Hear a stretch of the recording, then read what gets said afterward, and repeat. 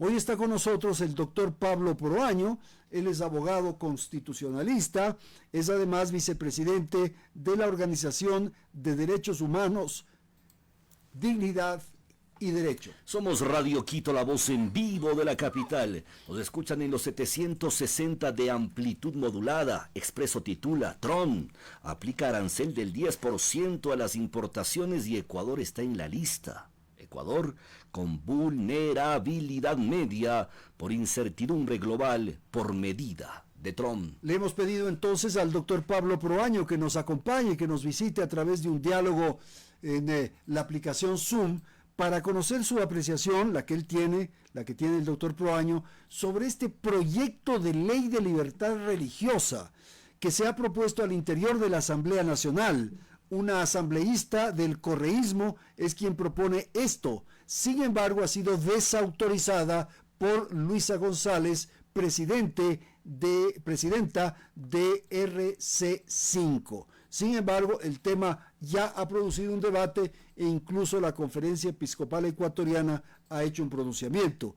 Pablo, bienvenido, gracias por estar con nosotros. ¿Cuál es una primera apreciación que usted tiene respecto a esta iniciativa que ha merecido la observación y el cuestionamiento de diversos sectores? Muy buenas tardes, le escuchamos.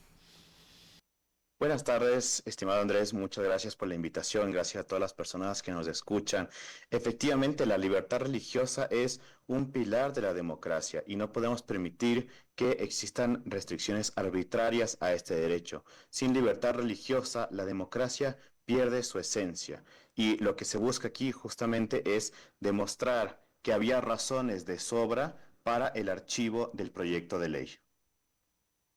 Ahora, ¿cómo estaba concebido este proyecto de ley? Esto surgió a partir de un pronunciamiento, de una intervención de un sacerdote en Cuenca, que hacía una observación, hacía un llamado. Sin embargo, desde su perspectiva, Pablo, ¿cómo estaba concebido este proyecto de ley?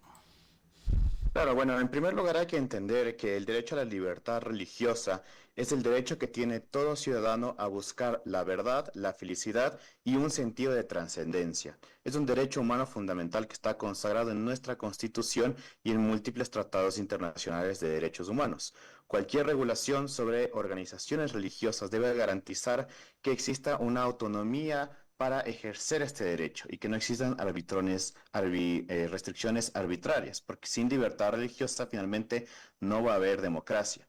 ¿Qué es lo que pasa entonces con este proyecto de ley en particular? Lastimosamente, el proyecto de ley tiene una inspiración que busca controlar desde el Estado a las organizaciones religiosas. Se impone un régimen de control similar al de gobiernos dictatoriales, como la ley que existe en Cuba, por ejemplo.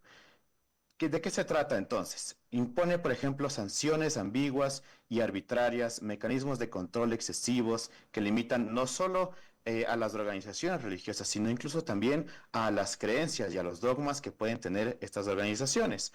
Obliga también a un registro de líderes y bienes religiosos, lo cual también terminaría afectando la autonomía de estas organizaciones. Y finalmente, pues también hablamos de un tema de que tiene que inscribirse todo esto, la cuestión del financiamiento a la Contraloría para que también pueda ser fiscalizado. Entonces hay varios mecanismos que están a lo largo del proyecto de ley que lo que buscan finalmente es controlar a las organizaciones religiosas y por medio de ese control afectar el derecho a la libertad religiosa de todos los ciudadanos a buscar un sentido de trascendencia.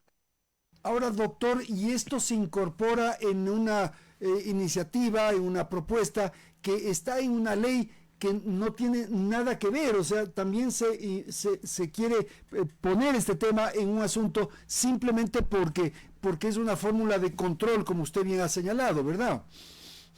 Eso es un tema interesante porque realmente no ha habido una necesidad imperiosa de parte de las organizaciones religiosas de hacer una actualización de la ley. Nosotros sabemos que el Ministerio de Gobierno constantemente está en diálogo con las organizaciones religiosas y no había mostrado esta necesidad.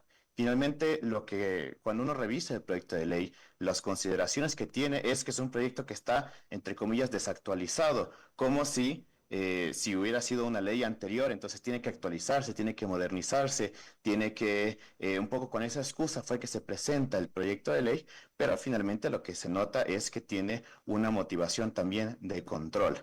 Específicamente en el apartado de las sanciones, en el artículo 32 del proyecto de ley se habla, por ejemplo, de las sanciones a las personas o a las organizaciones que promuevan cuestiones políticas a favor o en contra de un candidato, a favor o en contra de un partido político, o incluso a favor o en contra de un tema por consultar. Lo dice textual la ley. ¿A quién le beneficia entonces una ley que pueda permitir esta persecución a las organizaciones religiosas? Un elemento adicional que estas iniciativas o esta propuesta que se formula desde la bancada de RC5, que se supone que siempre se proclaman como de izquierda, podría afectar a muchos de sus propios cercanos, digamos. El caso es que la historia de Latinoamérica está también marcada y está presente de muchos sacerdotes que tuvieron una militancia, que tuvieron un comportamiento. De acuerdo a esta ley, ellos no podrían haber difundido sus tesis y planteado sus criterios. En el caso de Ecuador, particularmente el caso de Monseñor Leonidas Proaño, hay otras figuras de la teología de la liberación, el caso de Leonardo Boff, que es muy conocido, el caso de el sacerdote Arnulfo Romero. En fin, hay una serie de casos que, de acuerdo a esta ley, Pablo, no podrían haber participado ni haber señalado sus criterios desde la perspectiva de esta ley controladora, ¿no? Usted ha hablado de cuestiones históricas, lo cual es verdad, pero también hay cuestiones actuales.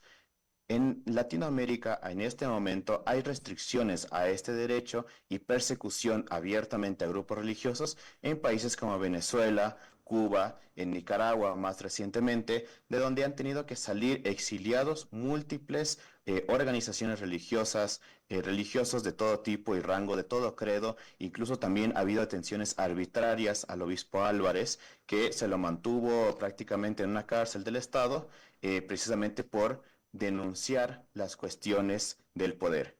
Entonces, esto también es una característica para las personas que, afiliándose a una organización religiosa, a una religión, buscan defender la verdad y la justicia, que exista este elemento de denuncia. Y eso es esencial en un Estado democrático. Finalmente, cuando en el artículo 8 de la ley se proponen los límites a la libertad religiosa, se establece, y lo voy a leer textual: de conformidad con la Constitución, los instrumentos internacionales de derechos humanos, la libertad religiosa estará sujeta únicamente a las limitaciones que prescriba la Constitución y la ley. Hasta ahí estamos bien. Pero le añade, y que sean necesarias para proteger los derechos y libertades y la convivencia pacífica. ¿Qué es la convivencia pacífica? Eso no está en ningún tratado internacional, eso no lo define la ley, quedará al arbitrio de la entidad sancionadora. Y entonces, si es que hay una organización religiosa, si hay una persona que en virtud de su fe denuncia un acto de corrupción, denuncia una situación irregular, denuncia persecuciones a determinadas personas o a determinados grupos, entonces eso ya se podría haber afectado como una afectación de la convivencia pacífica, y finalmente pues hay sanciones de hasta $14,000 por denunciar las atribuciones del poder, las atribuciones injustas finalmente. Claro, y esta ley podría ser aprovechada, utilizada, uno nunca sabe qué puede ocurrir en el futuro, por un gobierno totalitario que justamente utilice estos instrumentos para someter a la iglesia. Y bien trae usted en recuerdo, en mención, el caso de Nicaragua. El caso de Nicaragua es dramático, esa persecución a la que está sometida la iglesia y que se expresa en distintos espacios. Y estos temas que yo le he mencionado, de personas o de sacerdotes que estuvieron vinculados más bien a tesis de izquierda, de acuerdo a esta ley no habrían podido llevar adelante sus iniciativas y sus propuestas. Y claro, uno comienza a pensar y a recordar Ernesto Cardenal, por ejemplo, Camilo Torres, en fin, entonces es un contrasentido, pero quisiera, Pablo, que usted se detenga en el sentido de que este instrumento puede ser utilizado de modo abusivo, totalitario, autoritario, para someter a la iglesia en el futuro. Por supuesto que sí. Eso está clarísimo. Lo que se busca aquí es el control estatal. Por ejemplo, en el artículo 11, literal J, lo que se pide es un listado de los miembros dedicados exclusivamente a las actividades de orden religioso ante la autoridad rectora en materia de libertad e igualdad religiosa. Es decir, nombres y apellidos de todas las personas que se dedican exclusivamente a actividades de orden religioso. También en el artículo 19, literal C, informar sobre los lugares destinados al culto o reunión con fines religiosos, sus sedes administrativas y sus dependencias. Es decir, una lista de las personas y una lista de los lugares donde van a ejercer este tipo de cuestiones religiosas. Eso finalmente, en manos equivocadas, va a ser una persecución abierta. Y como le digo, esto no es que irnos demasiado lejos. En Cuba tienen este tipo de disposiciones.